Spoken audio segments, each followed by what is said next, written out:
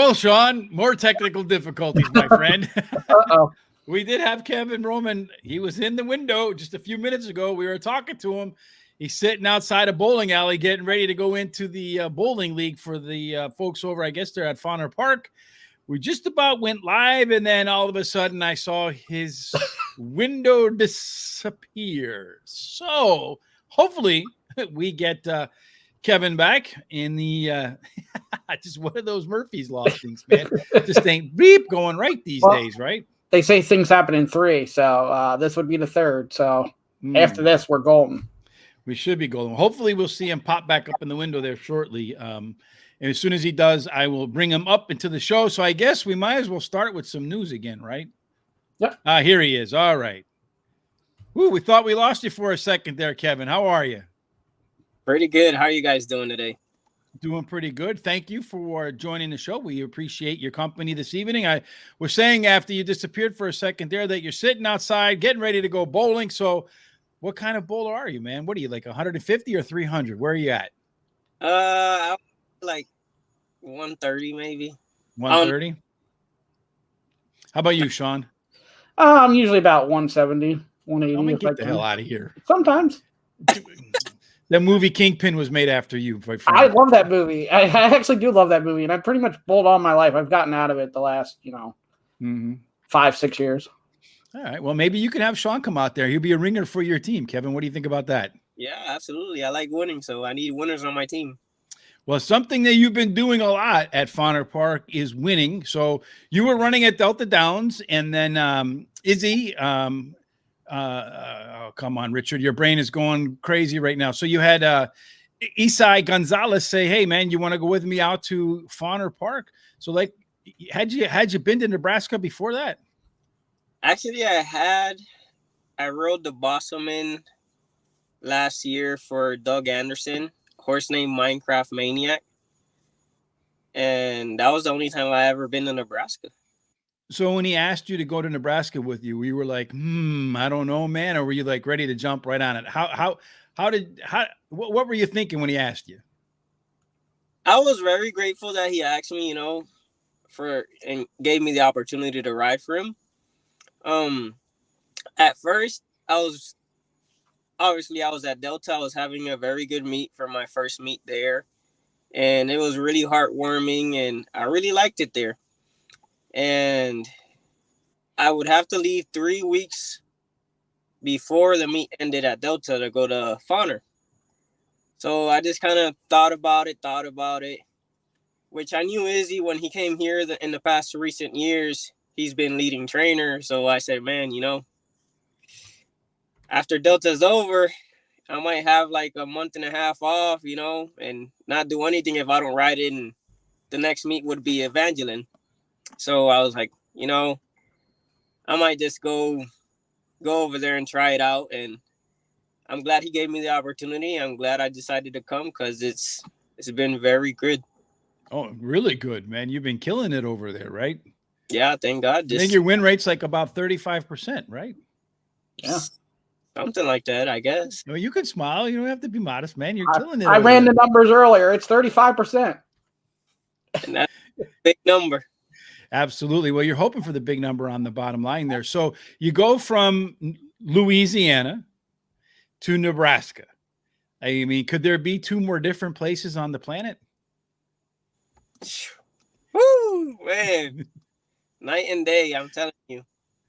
Yeah, I can imagine. So what are some of the differences? I mean, as far as when you're in, okay, what's the hardest thing to get used to in Nebraska, and what are you glad you got away from? Man, I don't know if I'm glad to get away from anything down south. No. I think the hardest thing was probably adapting to the boring. And especially like when you're turning for home, since it's so windy here, it really hits when you're coming out of that turn. So like, sometimes they'll throw your horse off stride, like, or you, like, if you're not really expecting it, which that happened to me the first race I rode. I was in front I'm on the fence, and the wind hit me. I came off the fence, and a guy came right through, and I got beat like a nose. I was like, man.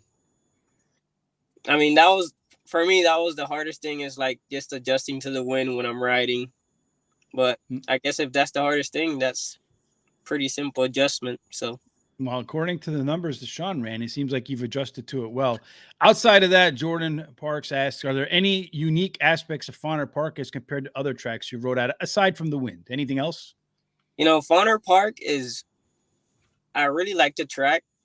I really like the people, the fans, especially the fans. Mm-hmm. One, because it's a winter track, and it's not very warm like down south. So you always have people supporting horse racing, which I think is very important, and we don't really see, especially at little tracks. Like, yeah, you'll see it like at Saratoga, Churchill, obviously, but I thought that was very, very unique, and we need that everywhere. Absolutely. There was a great photo from Ed DeRosa over at Keeneland. You can see the big tracks, they're packed. So Jordan also says, Brian wants to know, so what are the adjustments that you have to make when you're fighting that wind? Do you lean into it? What sort of adjustments does a jockey have to make to be successful with that wind there? Well, like, when you're on a turn, I kind of just lean into it. I mean, you can't really hide away from it. Obviously, you just want to put as much body weight as you can to that side that the wind's hitting you on. And like when it's a head on, the horse naturally cuts its wind with its neck. So get as low as you can. Do you find if you're leaning one way or the other, say you got to lean left into the wind, but you want to change leads to the other side, is there like ever a conflict between those two things? Not really, because when you lean to the left, you're usually on the turn. So you want to be on your left lead. And that will help your horse stay on its left lead longer, too. And like when stretch, you're trying to be in the middle. Kevin, let's start at the beginning. How did Kevin Roman become a jockey? Was this always a dream of yours? Absolutely not. What was your dream and your aspirations? I loved every sport. I was outgoing at every sport, and believe it or not, I was like about, I want to say like 12, 11. It was 2011. I pick up the newspaper, and I always go to the sports section. I'm looking, baseball players, basketball players, whatever. And I ran into the Kentucky Derby. John Velasquez has won the Kentucky Derby 2011 on Animal Kingdom. He is from the same place I am, a couple streets down the road. I got the reading, how much there was the Kentucky Derby and stuff like that. And I fell in love with the money. I'm not going to lie. Hey. I really did. That's why we all go to work. Yeah, I mean, so I was like, man, that's crazy. In 2 minutes, you can make this much money. I was like, wow. So in Puerto Rico, they have a jock school. And Puerto Rico is very small, so it's not very far from my house. And I applied. You have to go to the school for 2 years. You graduate, you get your license, and you go on with your career. So I did that, and then I went off first to New York Finger Lakes. And I started out riding over there and kind of learned the ropes there because I didn't get to finish the 2 years due to weight problems.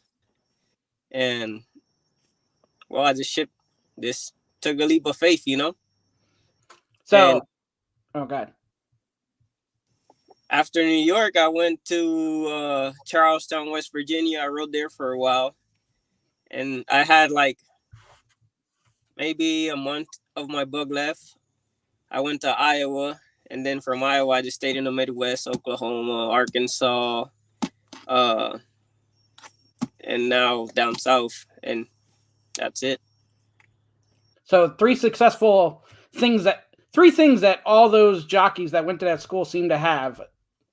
Very successful jockeys, hardworking, and they always have that smile on their face. So it must be the money or the career. Man, I don't know. I mean, I really don't know, but I will say that that school does a very, very good job with preparing their students. Mm-hmm. Very, very good job. And well, it's like you see, like Jose Ortiz, Ira Ortiz, Manny Franco, Victor Carrasco. I mean, Elvin Roman. Like, you got most of the apprentices that come out of that school, they're usually in the top 3 as the Eclipse Awards.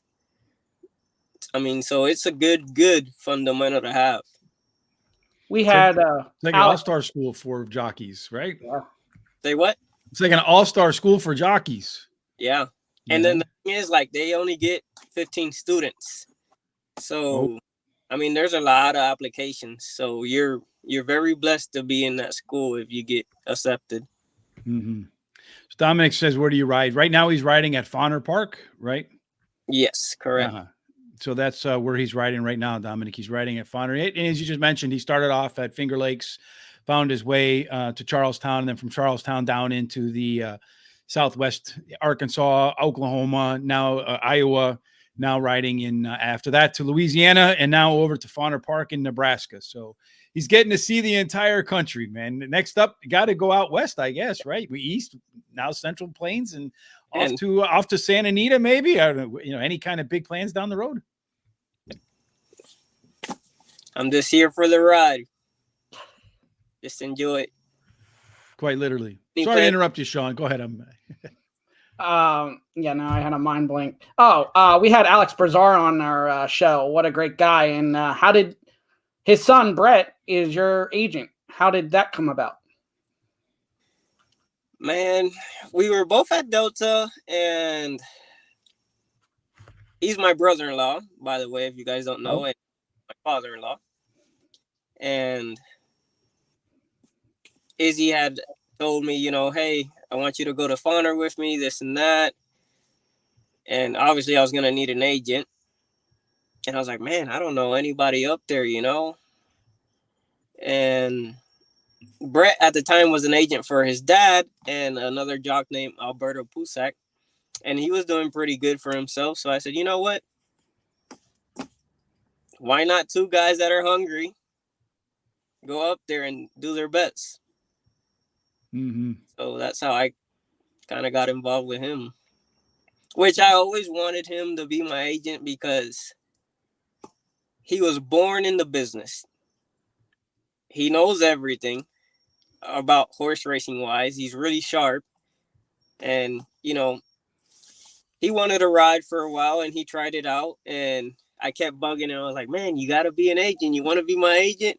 Like, you can make good money. And, then he got a little too big to ride. And I think that was the ceiling point right there. So. Do you have a preference on what kind of horse you ride? Do you like being out front? Do you like being middle? Do you like coming late? Man, to be honest, my preference, I would say middle. Because you have a pretty good sense to the front runners. You don't have to worry about if you're in the front getting pressured or, you're I think that's kind of like more laid back horse, push button, you go do whatever you want with it. Settle back if you need to, go if you need to, go around inside. So front runners, I like front runners. I mean, it's nice to ride the fastest one, just go wire to wire. Oh, yeah. But sometimes you get hooked, and sometimes your horse doesn't want to settle in, and sometimes that might cost you the race. So, how tricky? One of my big pet peeves, man, when I watch these like mile-long races, $5,000 claimer at like Mahoning Valley. Yeah. And you got a guy going out in a mile and 21 and change, and you're like, what are you doing? Yeah, that's especially with cheap horses. I mean, it don't not take much for them to not try. Mm-hmm. So I would definitely go with the one in the middle. How about those tricky 4 furlong races that Fawner has? Man, there's nothing to it. All you do is just go. Go, go, go. There's no breathers, no settle, no nothing. Just keep going. So sort of like a quarter horse race. Yeah. Have you done quarter horse racing before or no? No, I haven't actually. I haven't. Would it be something that would interest you, or you like the thoroughbreds? You're going to stick to what the devil you know, so to speak. Yeah, I'm gonna stick to what I know, and I think that's a good plan. Now, I saw an interview that you basically work 7 days a week, all day, every day. Get in the morning, get up, go to the backside, work some horses, maybe get a little bit of rest in the middle, and then come back a little later on if you have a race day and so forth. In the rare time that you have a moment, aside from bowling, what do you do for fun? I like fishing when it's warm out. Mm-hmm. I just like hanging out with the family. Whatever they want to do, just go out, go to the zoo, go places. Just be adventurous. So you go fishing. I mean, you're from Puerto Rico. So do you want to go deep sea fishing, or do you like the little ponds, the rivers? What sort of fishing do you like the most? Man, I like all of them, but I really haven't been deep fishing since I moved to the U.S., to be honest. I was hoping I could go in Louisiana, but I just never had the time to. So right now, I just stick to pond fishing, catching bass and catfish, and every now and then. Do you eat them too, or you toss them back? Pond fishing, I throw them back. You throw them back, yeah. I would recommend. I don't know. Did you see the horse ran by? Did a horse run by or something there? Are you at? No, people are walking by. I thought I saw a horse run by. Yeah, they're going to the bowling alley, right? So yeah, obviously, I would recommend going up to Canada if you ever want to go fishing. I went up to Canada to a place called Red Lake one time, and you're in the lakes and you could see like 30 feet down. So you don't even need a fish finder. You can find the fish. But we would catch the fish and then we'd go off and we'd bring like the charcoal grill and all that kind of stuff with us, and the beer batter. We'd catch the fish and literally eat them right afterward. It'd be I promise you, hands down, the best tasting fish you've ever had in your life. Oh, I believe it. If you ever get a chance to do that, for sure. Have you ever been boogie boarding? Is a question. Yes, I have. Yeah. And any way, does that help you with your balance when you go out on the horse? I haven't done it in so long. Like I did it when I was in Puerto Rico, and like I would imagine it does, because you're fighting currents and the board's wet and you're trying to keep your body, stable. So. Yeah. Looks like some folks are trying to recruit you. Timothy Murray says Fort Erie and Woodbine would give you 6 days a week of work. So you got to look out for that. And then you really can find your way into the winner's circle. Yeah. And our friend Terry says, hey, man, how about going to California right now? Golden Gate Fields. And then Dominic says, hey, man, Laurel Park. So it looks like you have a whole lot of options after coming on here. That's nice. I really appreciate the opportunity, guys. But I like to finish what I start. So, all right, fantastic. Well, you're definitely having a tremendous year. You had a good year last year too, right? Money wise, you set a record. What's your and then we'll let you run because I know you got a bull. So, if you had an ideal year, describe it for us. Man, ideal year, win the Triple Crown. Be the same year inducted to the Hall of Fame. That's guy's dream. Whoever tells you that they don't want to win a Triple Crown is a liar. So we just had somebody tell us they don't want to win a Triple Crown. So we'll see if they're a liar or not. But so you want to make sure that when you go back to your neighborhood where you share the neighborhood with Johnny V, you can come back and say, wait a minute, I am the man of this block.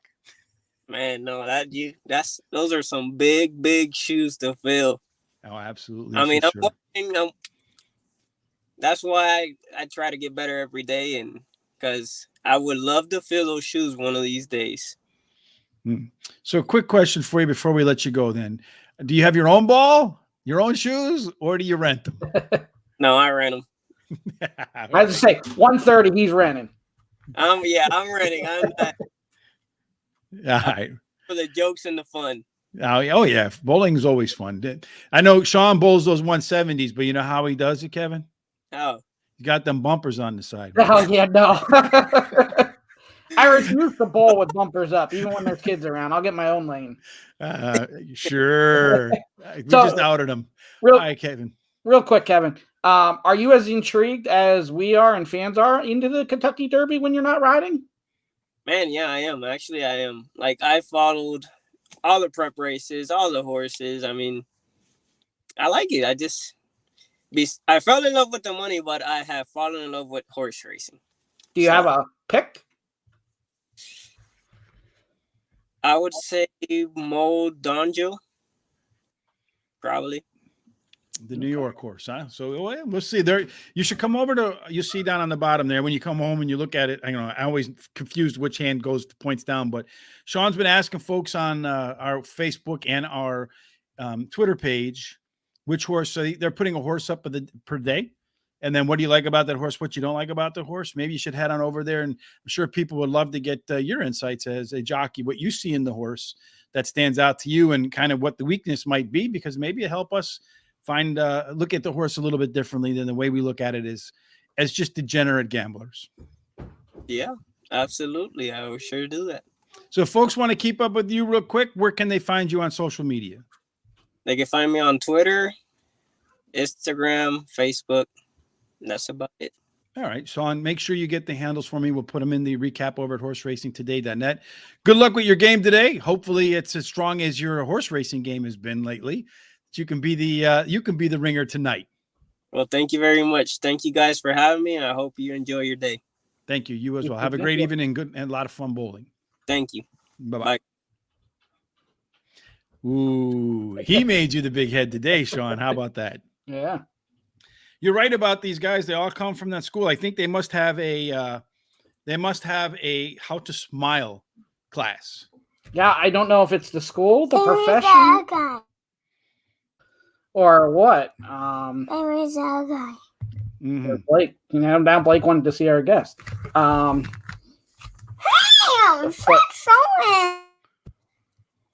Yes, good job, Blake. All right, so let's get talking about news, Shawn. The first thing let's talk about today is how not to bet the Kentucky Derby, unless, of course, you go to a mattress store in Louisiana, right? Yeah, exactly. The Mattress Mac, everything he's touched lately in terms of bets have not planned out for him so far.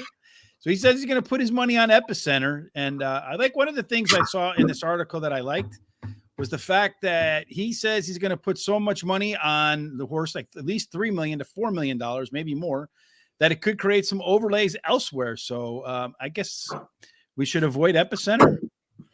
Yeah, that's just kind of, I'm high on Epicenter. So this is going to have to take a real low price on him now. I was projecting him to be the favorite as it is. And now with this kind of money, I can't imagine he not be the favorite. Yeah, he says that they're going to bet throughout the course of the day. And one of the things the article said is to pay attention to the payoffs for the Kentucky Derby double, because those payoffs will kind of probably tip you where he's going to go. And in case you're unfamiliar with how he does things, you buy a mattress for $3,000, which must be one heck of a mattress for $3,000. If the favorite wins, you don't have to pay for your mattress. You get refunded. Yeah, so he makes out either way. So it's not as painful as somebody else losing that kind of money. Well, I think losing $3 to $4 million would be painful no matter what, right? Yeah, well, he's just balancing it out. Yeah, absolutely, for sure. All right, so Vegas, if you want to follow Mattress Max bets, maybe one place you won't be able to do that is Las Vegas, although they are on the precipice of perhaps signing an agreement where you'll be able to go into, well, you could bet the Derby before, but you can only bet it. You weren't involved in the Derby pool. Each thing was like an in-house type thing. And a lot of them would only let you bet to win. Or if you did exotic bets, they would restrict the payouts to like 150% or something along those lines. So if you're out in Vegas for the Derby for the last 3 years, you weren't a part of the big giant pool that the rest of us are a part of. And hopefully that changes, because it would seem to me that one place in the world, if you're out there during that time of year, Vegas, you should be able to bet on the Derby and should be able to cash in as big as possible. Yeah, could you imagine making a trip to Vegas? Would you ever even think of having to check to see if you could actually bet the Derby? And think how crazy that is. So you can't even bet then on your app, probably, right? Yeah, that I don't know. I mean, that could be. It could be like every other state when you do the sports betting. As soon as you get there, it probably locks you out. Could well be. Yes, I don't know. Because I know when I sign into my accounts, you have to notify what state you're from, right? At least on the TVG, but it's not like that on TwinSpire. So I don't. Maybe they're just geo-targeting you anyway, and you don't even know it. Yeah, it's possible. Our friend Jose Ortiz, sticking with the Kentucky Derby theme, is going to simplify his life by writing Simplification. A lot of folks speculating that news means that early vote won't be in the Kentucky Derby, right? Early voting? It could be, but I would think Jose probably had the choice, and Simplification's probably the better horse. So I don't know if I would read too much into that. I don't know. I mean, early voting had a big layoff when he came back. He ran well. I think he beat that Ujoga horse, right? So, I think it'll probably be better in the second start off the break than it was off of that big long layoff. So I can't say for sure. Do you think Simplification has a shot to win? I'm not really high on this horse. I know there are some people that are. I'm really not. I wasn't really impressed with the Fountain of Youth victory. He had to, and actually, what's funny is somebody said this about other horses that I did like about having the perfect trip, but I felt like Fountain of Youth, he really did have the perfect trip, and then that was the race too, where there were horses going down and everything else. So I wasn't really high on that race. Well, let's just be honest about the Kentucky Derby. I mean, you're not going to win that race if you don't get a great trip. Well, there's too many horses in that field that if you get traffic in front of you, you get smashed from one side to the other, like Rock Your World did. I mean, Rock Your World's race was over before it even started. Yes. So the Derby is wholly dependent on a fantastic trip. Yeah, it's probably one of the few races in the world where it can be over for you right as it starts.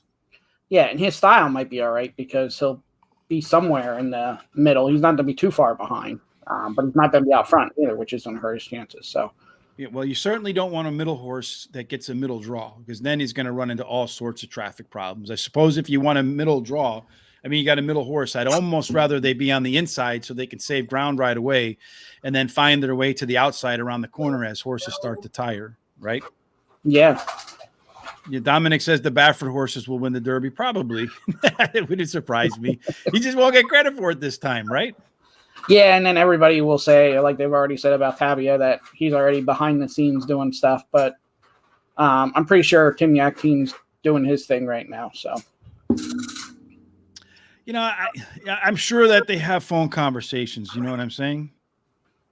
Yeah. Messier has huge chance. I wouldn't be surprised if he has a huge chance. I know in that last race, Tabia beat him, but then again, that was a short field where Tabia came from off the pace. And that's not really been the way you win the Kentucky Derby. You win the Kentucky Derby close to the front nowadays, especially with all those traffic problems.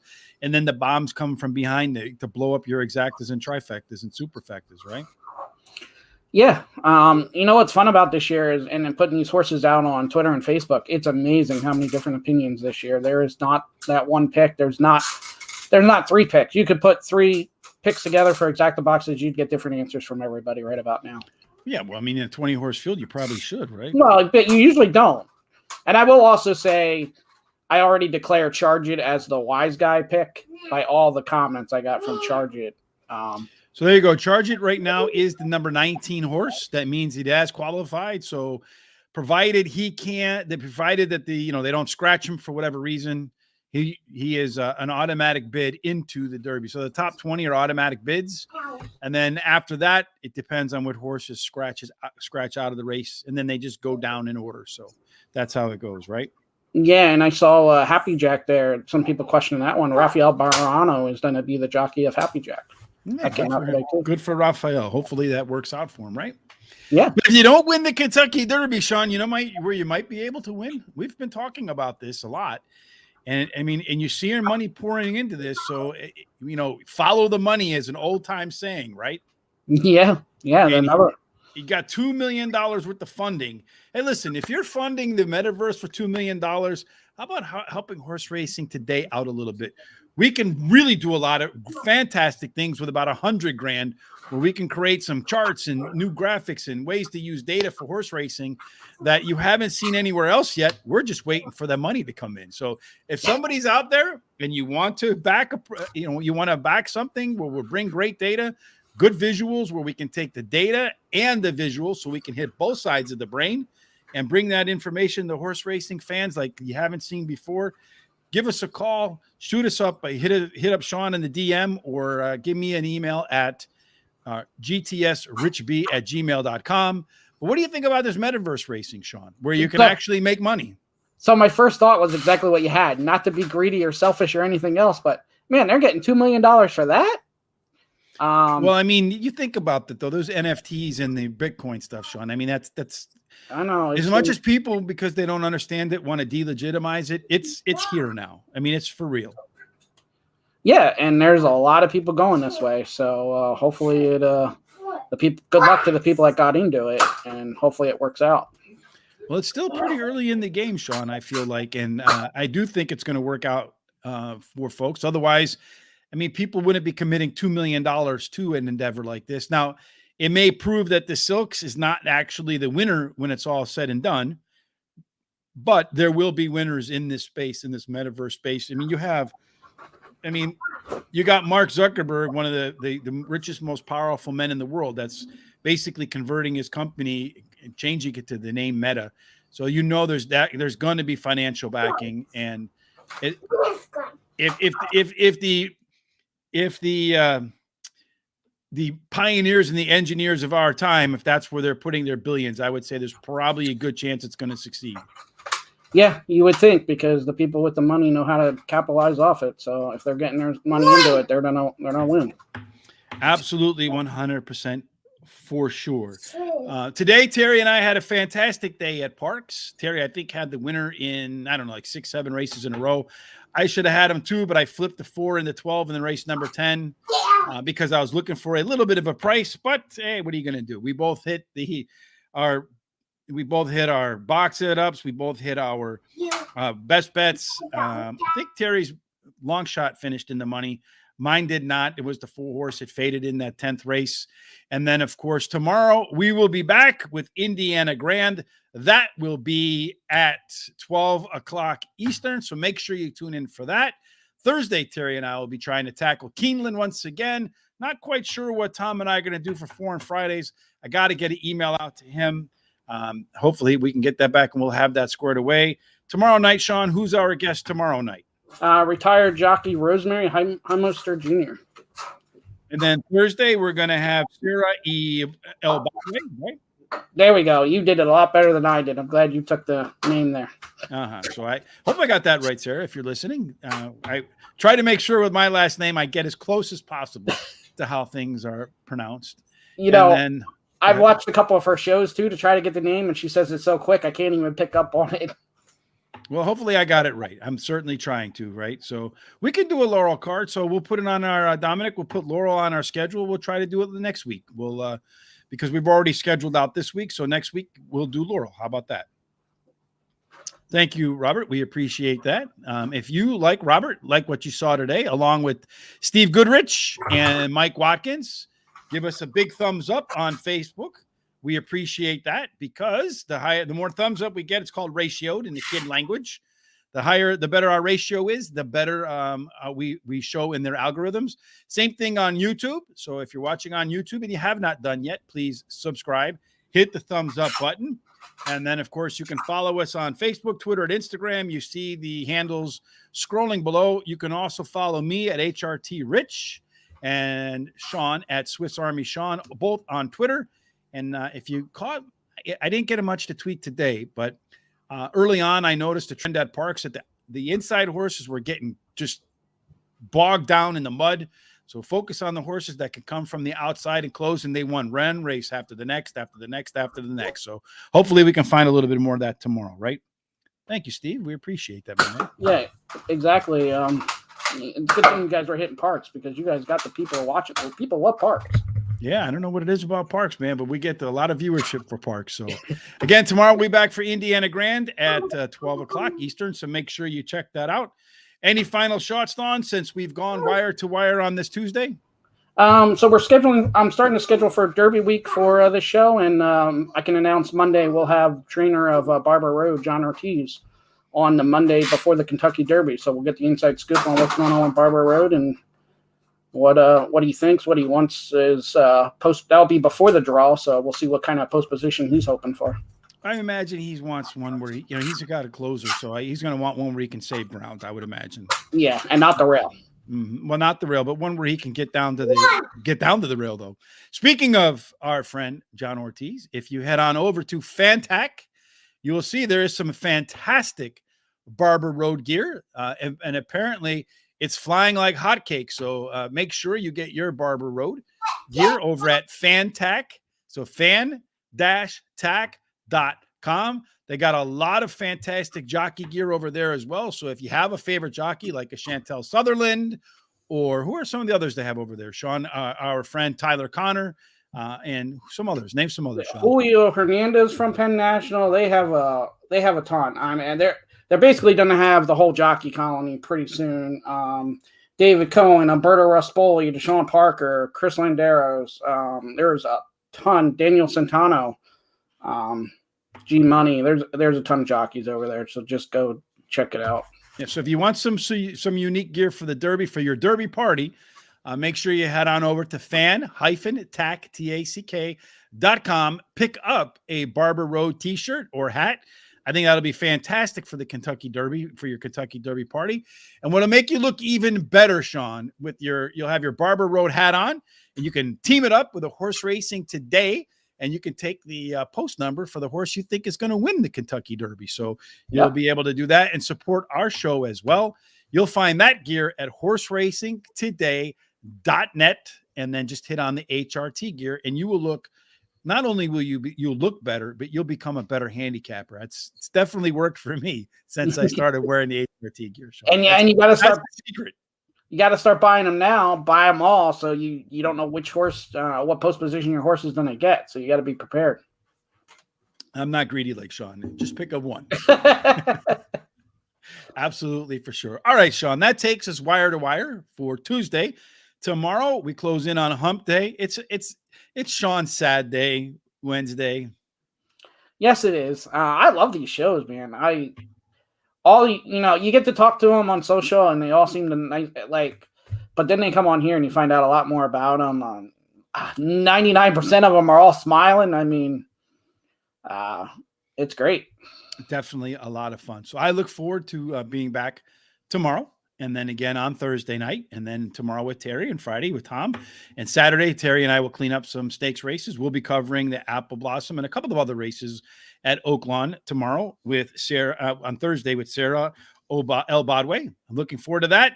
Should be a lot of fun. Until then, folks, we hope your Tuesday night and whatever you do to start your day on Wednesday before we end so sadly for Sean ends up in our good friend, and we haven't heard from him in a while, Sean, so let's check in on him. Our good friend, Jay Marco's Winner Circle. Absolutely. Have a fantastic Tuesday, and thanks for joining us tonight.